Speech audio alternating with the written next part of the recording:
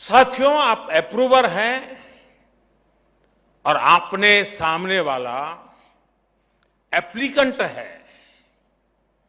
आप दाता है और सामने वाला याचक। इस भावना को छोड़कर अब बैंकों को पार्टनरशिप का मॉडल अपनाना होगा। जैसे अब बैंक ब्रांच के स्तर पर ये लक्ष्य तय किया जा सकता है कि वो अपने क्षेत्र के 10 नए युवाओं या 10 लघु उद्यमियों के साथ मिलकर उनका व्यापार बढ़ाने में मदद करेगी। मैं जब स्कूल में पढ़ता था, उस जमाने में बैंकों का राष्ट्रीयकरण नहीं हुआ था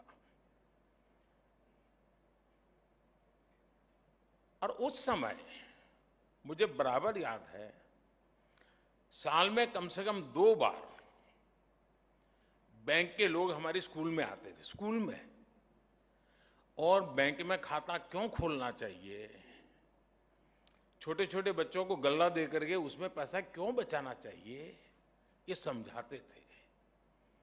क्योंकि तब वो सरकारीकरण नहीं हुआ था। तब आपको लगता था कि ये मेरी बैंक है, मुझे इसकी चिंता करनी है। एक कंपटीशन भी थी और बैंकिंग यानी फाइनेंशियल वर्ल्ड का बैंकिंग सेक्टर की आम सामान्य मानवीय को एक ट्रेनिंग भी जरूरी थी। सभी बैंकों ने काम किया है। राष्ट्रीयकरण होने के बाद शायद मिजाज बदला है, लेकिन 2014 में बैंक की इस शक्ति को मैंने पहचान करके जब उनको आह्वान किया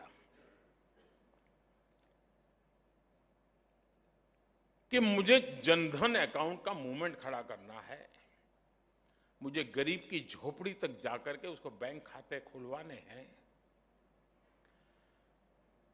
जब मैं मेरे अफसरों से बात कर रहा था तो बहुत विश्वास का माहौल नहीं बनता था। आशंकाएं रहती थी कि यार ये कैसे होगा। तो मैं कहता था, भाई एक जमाना था कि बैंक के लोग स्कूल में आते थे। तय तो करो, इतना बड़ा देश और सिर्फ 40% लोग बैंक से जुड़े हो, 60% बाहर हो, ऐसा कैसे हो सकता है। खैर बात चल पड़ी और यही बैंकिंग सेक्टर के लोग, राष्ट्रीयकरण हो चुकी बैंकों के लोग, जो बड़े बड़े उद्योगपतियों के साथ ही बैठने की आदत बन चुके थे, वो लोग जब देश के सामने एक लक्ष्य रखा कि हमें जनधन अकाउंट खोलना है, मैं आज गर्व के साथ सभी बैंकों का उल्लेख करना चाहूंगा, सभी बैंकों के हर छोटे मोटे मुलाजिम का उल्लेख करना चाहूंगा जिन्होंने इस सपने को साकार किया और जनधन अकाउंट फाइनेंशियल इंक्लूजन की दुनिया में दुनिया के सामने एक बेहतरीन उदाहरण बन गया। ये आप ही के तो पुरुषार्थ से हुआ है। और मैं मानता हूं कि प्रधानमंत्री जनधन जो मिशन निकला, वो बीज बोया था तो 2014 में, लेकिन आज इस कठिन से कठिन कालखंड में दुनिया डगमगाई, भारत का गरीब टिका रहा क्योंकि जनधन अकाउंट की ताकत थी। जिन जिन बैंक के कर्मचारियों ने जनधन अकाउंट खोलने के लिए मेहनत की है, गरीब की झोपड़ी में जाता था बैंक का बाबू, कोट पैंट टाई पहने हुए व्यक्ति गरीब के घर के सामने खड़े रहते थे। उस समय तो शायद लगा होगा सरकार का एक कार्यक्रम, लेकिन मैं कहता हूं कि जिन्होंने इस काम को किया है, इस पैंडेमिक के कालखंड में जो गरीब भूखा नहीं सोया है, उसका पुण्य उन बैंक के लोगों के खाते में जाता है।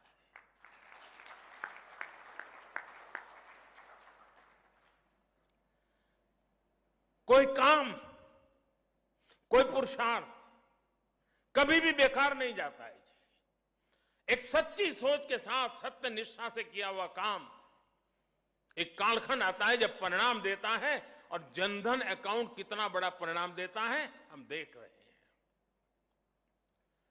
और हमें इकोनॉमी ऐसी नहीं बनानी है कि ऊपर इतनी मजबूत हो, उसकी मजबूती का बोझ इतना हो कि नीचे सब कुछ दब जाए।